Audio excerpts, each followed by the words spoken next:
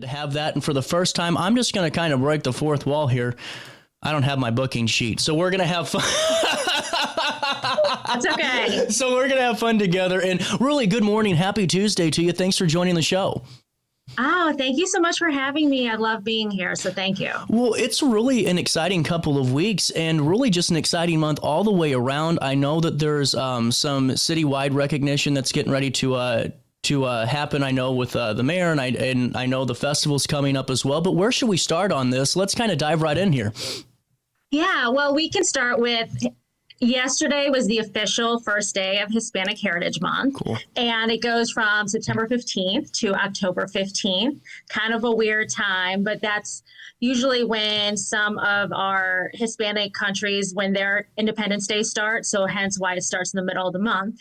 But we actually yesterday were in downtown St. Louis, and we did a flag raising with Mayor Spencer. So it went really well. We had community leaders out there and, raised the Hispanic Heritage flag up around 9:30 yesterday. So it was really wonderful. Well, and now take me through what this this month means, for not only yourself, but also, for everybody that celebrates and has this heritage, especially right here in St. Louis, which is so prolific. Exactly. So it's really important, and we love celebrating our culture. I mean, while it's, Hispanic Heritage Month, we like to say, we celebrate our heritage all year round. But what we really try to do during this month is highlight it more, especially for those who are not Hispanic and not of our culture, because I think it's a good time to go ahead and expose those to be honest, the different subcultures. Yeah. There's so many subcultures to the Hispanic community. So it's really important. We love doing it. We love celebrating it. And I think what's one of the things that we really love is, yesterday we did the Hispanic Heritage flag, raised that in St. Louis City. Actually, last Friday, we raised it in St. Louis County.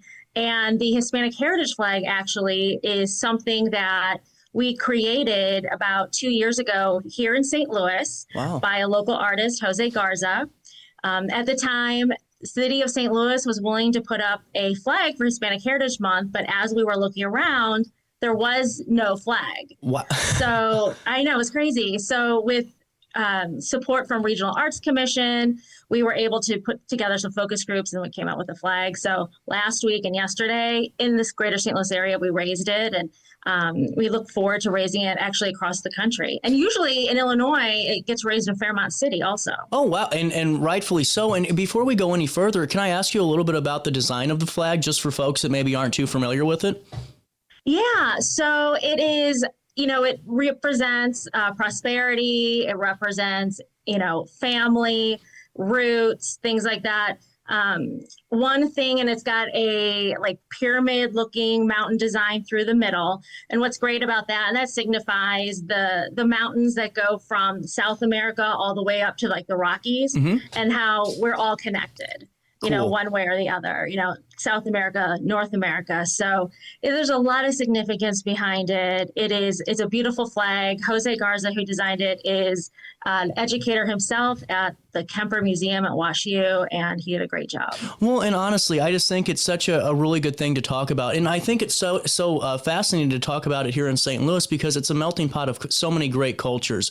And I think it's amazing how countywide and especially in the city, there's such great groups that do so many great and important things and assets and bring them to the communities. But also with this, you hit on something earlier that I think is so important, and that's exploring different cultures and being a part of them and being welcoming. And I think that this is what this festival does so well. In your position, take me through being able to kind of sit back and watch, the celebration of Hispanic culture, but also the welcomingness of it from others that are really ready to experience that too.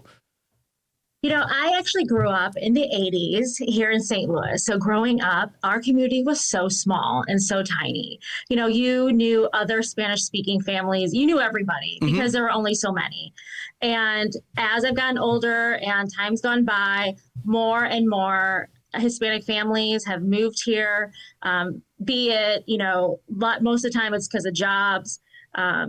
or moving, closer with family who are already here. So it's been really exciting over 20, 30 years, really watching how, a celebration of maybe, so many people, a few hours to now we're talking about several events a year, but this weekend being the best and biggest, which is 3 days full of Hispanic celebrations. And when we talk about the subcultures, I mean, a lot of people, when they think Hispanic or Latino, they think Mexican, and that's a huge part of our community and our culture. But there's so many other things. Myself, I'm Bolivian, so I didn't grow up on tacos or burritos. I grew up on, they're called salteñas. They're like empanadas. And I grew up on rice and chicken. I grew up on different things other than tacos. But every country has something a little bit different. So, Panama is different than Ecuador.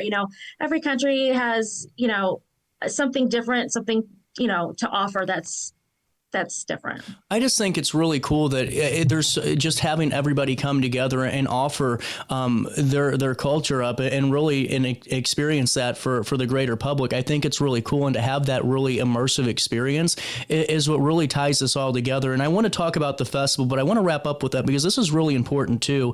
And that's about the support that you guys give for underprivileged youth through scholarships and the work you do all year round. Can we talk a little bit about that work before we talk about the festival and wrap up with it? Yeah, I mean, other than, of course, exposing our community to the culture, Hispanic and non-Hispanic communities, we also want to give back to our community on top of that. So we do different things like we just awarded about $8,000 in college scholarships in July. That was exciting. Then around the holidays, we adopt families who can't afford everything that they need for Christmas. And then one of our big community outreach events is called Dia de los Reyes, which is Three Kings Day. That happens in January. And that's where we go down to Cherokee Street and we partner with El Chico Bakery, the first first Mexican bakery on Cherokee Street. Wow. And we hand out toys, free coats, free shoes, free groceries. That's all kinds awesome. Of free things. Yeah. So we want to give back. We want to give back to the community who also honestly supports us as well. Well, and now how can the public, can we support you on this endeavor? Oh, definitely. Of course.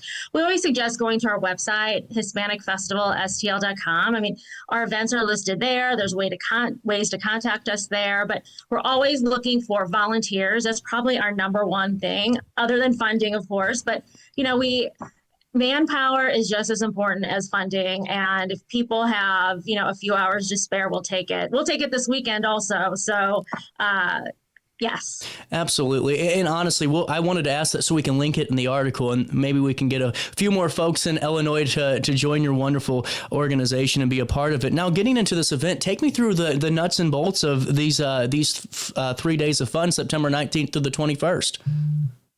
Yeah, so Friday, we're starting off actually with a focus on education. So we actually have about 500 students coming through on Friday, about 10 to 1, but it's open to everybody. We have kids who are homeschooled or parents who still have some kids home. They come down, but we have a program set up where we have different stations throughout the festival and they can visit each station. We actually give them, we call it a Loteria card, which is like Mexican bingo, like a Mexican bingo card where they can go to different stations and play games that they play in South America. They can do a piñata. They can make crafts. They can learn how to salsa. I mean, there's all different things that they can do. But Friday during the day is a big focus on education. Yeah. Really cool. And then Friday night, super excited. We're having a Bad Bunny theme night with some local DJs. Nice. And, he is... obviously Bad Bunny's super popular right now, but also, his whole way of thinking is right in line with what we are, being modern and current, but at the same time preserving the culture. So, and we love that. And I think our community loves that as well. And, I think everyone in general loves Bad Bunny. So he's a heck of a pro wrestler too. He's amazing. So we are excited to have that theme night on Friday night and that'll kick off until, for Saturday and Sunday, which is the rest of the weekend will be live Latino bands, folkloric dancers, about 100 booths, food from different countries, artisans, children's activities will be free. We'll also have a resource tent. So some of our local cultural organizations and nonprofits who really work with the community, they'll be tabling at our event to hand out information. But I think one of the big draws this Saturday is her name is Brenda K. Starr. She had a hit in the 80s, 90s. And so she'll be there this Saturday evening. She's actually Puerto Rican, cool. And she did 1 or 2 songs in English, but while she will do those, because those were very well known, her set will be all salsa music otherwise. So we're really excited. That's awesome. And while I have you, I know that in my notes here that there are a couple of Dia de los Muertos events coming down the pipeline too. You want to put a bug in our ear for those? Yes. So Dia de los Muertos, or Day of the Dead. So those have really, become a little bit more popular, and people really want to know about it. And just so people know, it's a time where we honor our loved ones who have passed, but it's more of a celebratory, more of a positive rather than sadness kind of event. So on Saturday, October 25th, we're doing a Dia de los Muertos block party in Clayton with the city of Clayton. All activities free: face painting, we'll have a pet altar, a community altar, some food, live music, dancing. So that'll be fun. And then November 1st and 2nd, we'll be at the Missouri History Museum as well. And something similar, but there'll be activities inside and outside. And we'll have about 10 to 12 monstrous altars set up, made by local community members or artists. So really excited for that. And of course, food, music, face painting, crafts, all kinds of things to do then too. And then we also partnered with the Missouri Botanical Garden. So Saturday, November 8th, that'll be more educational. Cool. That'll be just a few hours, but between the monarch butterflies and, flowers, there's a lot of significance with Day of the Dead. And so we're going to do something more educational there. If it's cool, I'd love to set up another time to talk with you, just to have a maybe an extended conversation about Day of the Dead and really just kind of talk a little bit more about it, if it's okay. Yes, I would love to. We'll have to set that up through James and make sure we can find that time ahead of it. Okay. Sounds good. We're going to link everything in a write-up on RiverBender.com so you guys can stay up to date and not miss out on these really great events and activities, and really just learn more. If it's not your culture, learn more about another culture. Celebrate this with the whole community. It's going to be so much fun. We'll see you there September 19th through the 21st, and then we'll be back, and we have to talk more about Day of the Dead and the other great events in Clayton. Thank you so much for your time today. Thank you for having me. It's 9:35. We'll take a quick break. Daily Show continues with the home builders, remodelers of the Metro East next.